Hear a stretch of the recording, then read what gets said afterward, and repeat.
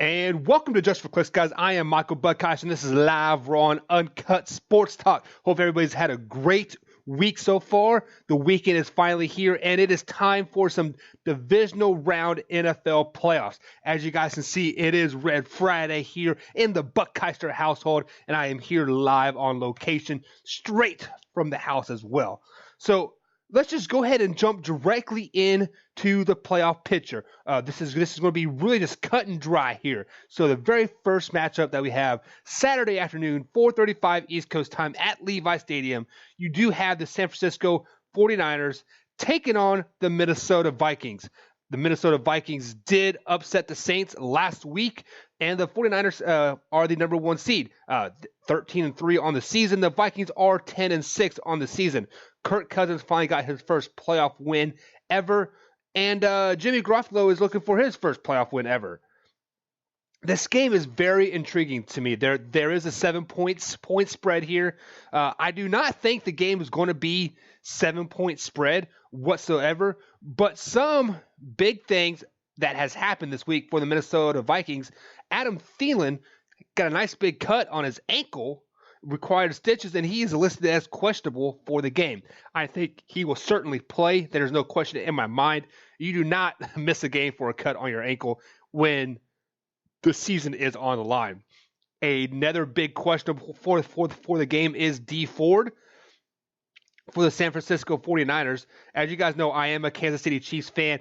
They are my number one team. I am rooting for the Chiefs always. Dee Ford, gotta say it, man, cost us a shot at the Super Bowl last season. Lining up 3 yards off the ball and then putting up his hands like, hey, I didn't know I was offsides. Boy, you knew exactly you were offsides, so don't even play that crap with me.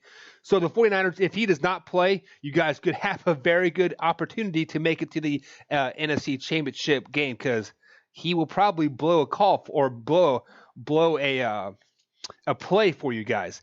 But with that being said, I'm going to have to go with the 49ers on this game. I do not think they're going to win by 7. So if I am a betting man, I'm taking Minnesota Vikings with the spread, but San Francisco's 49ers will win outright. I think they will win, let's say 27-24. It's going to be a field goal game, last second field goal by the by the San Francisco 49ers, I should say. Moving on to the Saturday night game at M&T Bank Stadium in Baltimore, Maryland. You have the Baltimore Ravens taking on the Tennessee Titans. This is a 10-point spread game. Man, that is a lot. So right off the bat, I mean, this is telling me that Vegas is wanting you to take this bet. But there is something about this Tennessee Titans team. The way they went into Foxborough last week and they handled Tom Brady and the almighty Patriots, the way they've been clicking ever since Ryan Tannehill has come to the helm. What are they, 7-2 since he has taken the captain of the ship, I should say. Something is brewing down there in Nashville, Tennessee. And yes, Lamar Jackson is a special talent. He has had a great season, but somewhere he is going to come crashing back down to reality. Their 14-2 season, or they are 14-2 on the season so far. That is great. You know, Lamar Jackson has 1,200 yards on the ground. That is great. 3,000 passing yards? Great. But this Tennessee Titans team has a good defense. They have a good running game. They can keep Lamar Jackson off of the field. Hear that? The Tennessee's offense is going to beat their best defense in this game. They are going to keep Lamar Jackson off of the field. They're going to give the ball to Derrick Henry 20 to 25. I wouldn't be surprised if they give him the ball 30 times. Ryan Tannehill is going to be the game manager that he is. He is a game manager. He reminds me so much of Alex Smith that it makes me turn my head. You know, I love Alex Smith. I loved when he was with Kansas City. I love the game management aspect of a quarterback. It is not a bad thing, but it's also not a good thing. Meaning they're not going to win you a lot of games, but they're not going to lose you a lot of games either. If you understand my drift there. So I'm going to have to take the Tennessee Titans in this game. I think Derrick Henry, just like I said, is going to touch the ball 30 times, 180-plus yards. Lamar Jackson is going to throw a couple key interceptions. He's going to try to force the ball down the field, be the quarterback athlete that he is not. He is not a passer. He is overrated in the passing category. He's a great runner. I can't take that away from the guy whatsoever, but he is not a good passer. It's going to show this week on Saturday night when the Titans come to town and they beat them. Let's go on and move over to the Sunday matchup. Sunday morning, you have my Kansas City Chiefs taking on the Houston Texans. This game is very intriguing to me.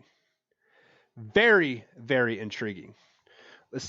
The last time I checked the point spread, what was it? I believe it was like 8 or 9 points in the Kansas City Chiefs' favor. Now it is up to 10. First of all, Kansas City is not going to win by 10 points. I am a Chiefs fan. You see all the red on me. I even got a Chiefs t-shirt underneath there. They're not going to win by 10 points. The Houston Texans aren't good. Deshaun Watson is good. Deshaun Watson will single-handedly keep the Houston Texans in this game, given their defense opportunities to make Patrick Mahomes make a mistake, make LaShawn McCoy put the ball on the turf. The biggest question that we have going into this game is Patrick Mahomes ready to make that step up? Yes, he was MVP last year. He had a great postseason last year. He's had a, kind of step down this season. Maybe our expectations were a little too high. Maybe they weren't high enough in some people's eyes. But he's still a damn good quarterback. But this is the difference between Houston and Kansas City. Houston needs Deshaun Watson. Houston would not be in this position if it wasn't for Deshaun Watson. They would be sitting at home with 4 wins, maybe. Kansas City Chiefs, they like to have Patrick Mahomes, but they don't need Patrick Mahomes. We saw what Matt Moore did with that offense. He got him two wins, two out of the 3. I mean, that's not horrible for being a 37-year-old backup quarterback, I believe he was coaching high school football. I mean, that's not horrible. But at the same time, Patrick Mahomes does elevate the Chiefs. He has those arm angles. He has a little bit of footwork, etc. But this is going to come down who has the ball last and what defense finally shows up for the Kansas City Chiefs. Is it the defense that we saw the last 4 weeks of the season when they're holding the opponents down to 3 to 6 points? Granted, they're on playoff teams. Or are we going to see the defense that was there the first 4 weeks of the season that was giving up 35 points a game? That is going to be the difference in this game is the Kansas City Chiefs defense. What defense shows up? And I think the defense that we've been seeing this last couple of weeks are the defense that is what we as Kansas City Chiefs fans are going to grow accustomed to seeing from here on out. Give me the Kansas City Chiefs, but give me the Houston Texans with the spread. That 10-point spread was way too much for my liking, especially in a playoff atmosphere. Game of the divisional round, Lambeau Field. You had the mighty Green Bay Packers and that bad man, Aaron Rodgers, taking on the Seattle Seahawks. This game is very intriguing to me. Just like what I said about the Tennessee Titans, something is brewing over there in Seattle. They picked up Marshawn Lynch beast mode, and he has lit a certain spark with them.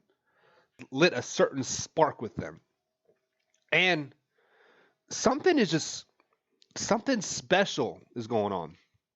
Now, with that being said, Aaron Rodgers and Matt LaFleur, they got a good thing happening, but I think it's too early for them to be considered Super Bowl favorites.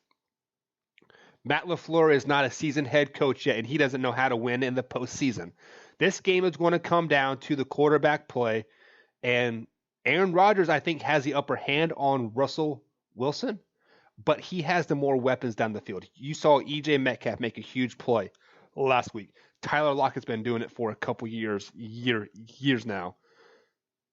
They have beast mode in the backfield. Give me the Seattle Seahawks in this game. I'm I'm liking them because of the experience of their coach, the more talent on the Seattle Seahawks offensive side of the ball. I think the defenses are a wash. I think they're both equivalent. I think Aaron Rodgers is a better quarterback than Russell Wilson right now, but there's more weapons on the Seattle Seahawks side of the ball, just like the names that I mentioned. This is a 5-point spread, so I'm in favor of the Packers. So obviously I'm going to take the Seahawks, but I don't need the points. I think it is going to be a one possession game. Let's say right at 5 points is probably right. So I would take Seattle with the points as well. So just for safe keepings, but I'm going to go with Seattle Seahawks outright. So let me reflect back on the Kansas City Houston Texans game real quick here. Guys, the winner of that game will be your Super Bowl champions. Let me repeat that for you. The winner of the Kansas City Chiefs Houston Texans game will be the Super Bowl champions. It's not going to be the Ravens. It's not going to be the Packers. It's not going to be the 49ers that some people think. The winner of this Houston Kansas City game is going to go represent the AFC in the Super Bowl, and they're going to win the Super Bowl because the Titans are going to knock off the Ravens, and even then, I don't think the Ravens have enough for the Houston Texans or the Kansas City Chiefs. We saw it last year. The Kansas City Chiefs had the formula to beat the Ravens in the playoffs. If the Texans happen to beat the Kansas City Chiefs, which they won't, they will also have that formula of how to beat Lamar Jackson in the playoffs. It's simple. Make him throw. Keep him in the pocket, make him throw. He can't throw. Now, as far as the NFC side, I believe the 49ers will ultimately probably represent the NFC in the Super Bowl, but it wouldn't surprise me one bit if the Seattle Seahawks get there. I think the Seattle Seahawks will beat the Packers, just like I said, and I think they have the number on the 49ers. Yes, the 49ers did beat them in the final week of the season, or was it week 16? I can't remember what week it was, but they did beat them in the final game that they played each other, yes. But Seattle has that formula. They have something. It is something about clicking at the right time in the NFL. You could be 3-13, but if you're peaked at the right time and you make it into the playoffs, you can beat the 14-2 Baltimore Ravens. It doesn't matter. Any given Sunday in the NFL, that is what makes the NFL so intriguing, is that anybody can literally beat anybody any given week. So just to recap my picks here, just so I have everybody's attention, I have the 49ers beating the Vikings. I had the Titans going to Baltimore and beating them. Kansas City beating Houston. Seattle beating Green Bay, giving us a 49ers Seattle NFC Championship game and a Kansas City Tennessee Titan Championship game. Whew, that was kind of hard to roll off the tongue. But guys, that's going to be it for today's show. Short and sweet, simple picks. Join me Monday. We're going to talk the college national championship game. I'm going to have Marcus the Sports Freak on again. He loves college football. And I'm going to have to rub that Kansas City Chiefs win in his face. So join me Monday. Be sure to like, comment, subscribe if you watch us on the RTF Productions YouTube page. Follow me on iTunes, Spotify, Google Podcast, and also sportstalkchannel.com. That coming live in about a week and a half. So, guys, have a great day. Have a great weekend. Enjoy the divisional games of the NFL. Have a good weekend.